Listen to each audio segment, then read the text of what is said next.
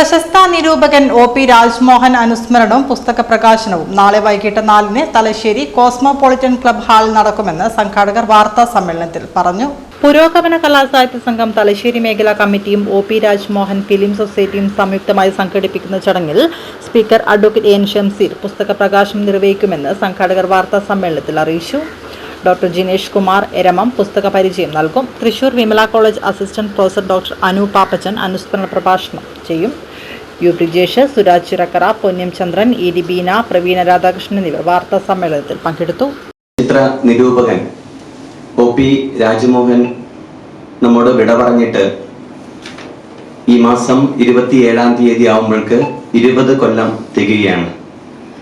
തലശ്ശേരിയുടെ സാംസ്കാരിക സാമൂഹിക സാഹിത്യ രംഗങ്ങളിൽ നിറസാന്നിധ്യമായിരുന്ന ഒ.പി. രാജ്മോഹൻ പുരോഗമന കലാസാഹിത്യ സംഘം കണ്ണൂർ ജില്ലാ കമ്മിറ്റി അംഗവും അതോടൊപ്പം നമ്മുടെ കറണ്ട് ബുക്കിൽ ഏകദേശം 38 കൊല്ലം ജോലി ചെയ്തു വരികയുണ്ടായി.